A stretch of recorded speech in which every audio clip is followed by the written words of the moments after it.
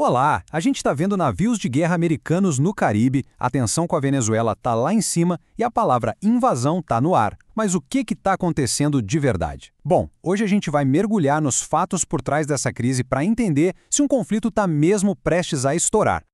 Olha só o nosso roteiro de hoje. A gente começa com essa tensão militar agora no Caribe. Depois, vamos voltar um pouco no tempo para entender a raiz da crise venezuelana. Daí, a gente entra na pergunta de $1 milhão. Os Estados Unidos vão mesmo invadir ou é só um grande bluff?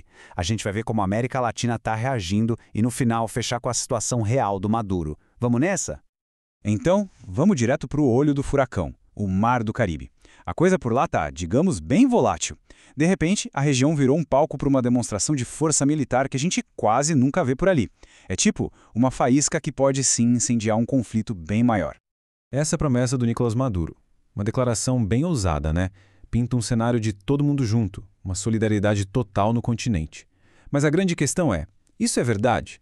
Se os Estados Unidos atacassem, a América Latina ia mesmo se unir para defender a Venezuela? Vamos dar uma olhada nos fatos por trás dessa fala. Bom, o governo americano não tá para brincadeira. Ele mandou uma frota naval bem grande e posicionou tudo ali estrategicamente pertinho da Venezuela. E não são só navios não, a operação tem aviões espiões e até pelo menos um submarino de ataque. 4.500, esse é o número de soldados e fuzileiros navais que estão acompanhando a frota, é gente pra caramba. Uma força que, claro, deixou as Forças Armadas venezuelanas em alerta máximo e que, segundo as fontes, fez o Maduro até perder o sono. Ok, mas essa demonstração de força toda não surgiu do nada, né? Para a gente entender por que chegamos a esse ponto, a gente precisa olhar para trás e ver como um dos países mais ricos em petróleo do mundo acabou mergulhando num caos tão profundo assim.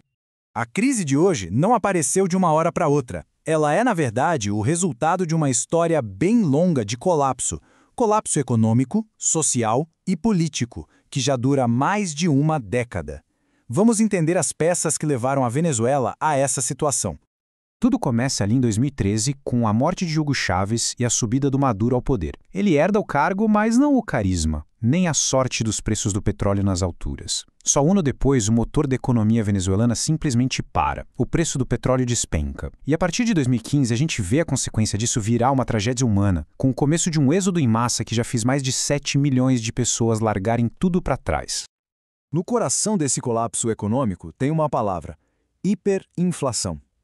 A resposta do governo para a crise foi, basicamente, imprimir mais e mais dinheiro. E o resultado? O valor da moeda virou pó. Imagina só o seu salário perder valor a cada hora que passa. Foi exatamente isso que destruiu a economia e a vida de milhões de venezuelanos.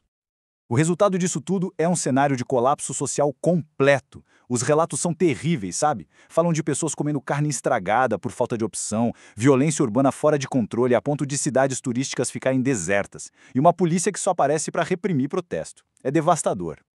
$35. Esse é o salário médio de um médico em Caracas hoje. E só para você ter uma ideia do fundo do poço, durante a pandemia esse valor chegou a ser de apenas $4 por mês. $4. É um retrato brutal do valor do trabalho no país. Certo, a gente já viu a situação no Caribe e o colapso interno da Venezuela. Agora, vamos virar o foco para o outro grande jogador nessa história, os Estados Unidos.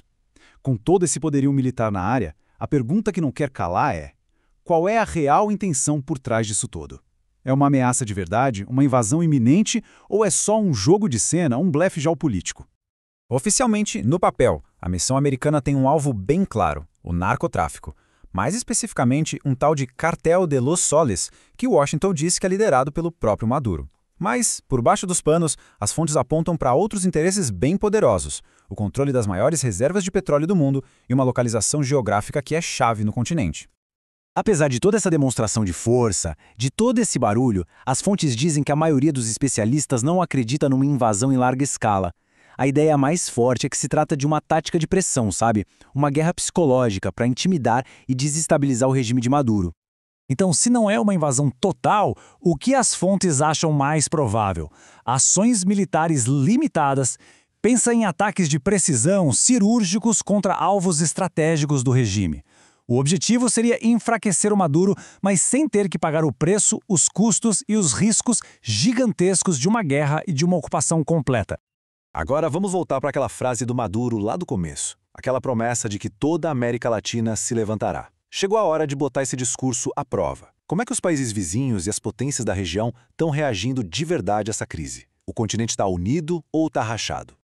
Pois é, a realidade está bem longe de um apoio em bloco. O que a gente vê, na verdade, é um continente completamente dividido. A Colômbia, por exemplo, fala em apoio, mas está atolada nos seus próprios problemas. O Brasil de Lula mantém a aliança, mas com uma certa distância diplomática, bem calculada. E a Guiana? Bom, a Guiana tem uma briga por território com a Venezuela, então para eles os Estados Unidos são um aliado fundamental. É um tabuleiro de xadrez bem complexo.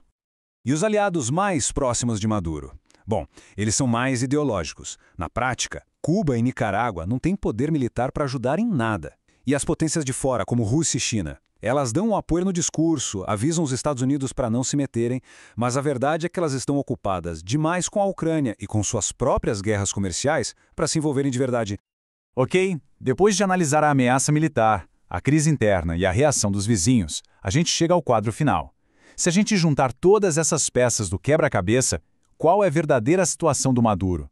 A resposta é: ele está sob uma pressão imensa, encarando a dura realidade do seu isolamento. Lembra daquela promessa de apoio total da América Latina? As fontes usam uma palavra para descrever isso: devaneio. Uma fantasia, um pensamento que não bate com a realidade. A verdade geopolítica é que o Maduro está muito mais sozinho do que o discurso dele quer fazer parecer. Ou seja, aquela ameaça de uma resposta de todo o continente é mais um blefe do que um fato. E isso deixa o regime dele extremamente vulnerável à pressão que vem de fora, seja essa pressão militar ou diplomática. Isso tudo nos deixa com uma pergunta central para o futuro, né? Com a pressão só aumentando e com essa história de apoio regional se mostrando uma grande ilusão, para onde vai a Venezuela? Será que o regime de Maduro consegue sobreviver a esse isolamento todo? Ou a gente está prestes a ver um capítulo completamente novo nessa longa e dolorosa crise? A resposta vai definir o futuro não só de um país, mas de um continente inteiro.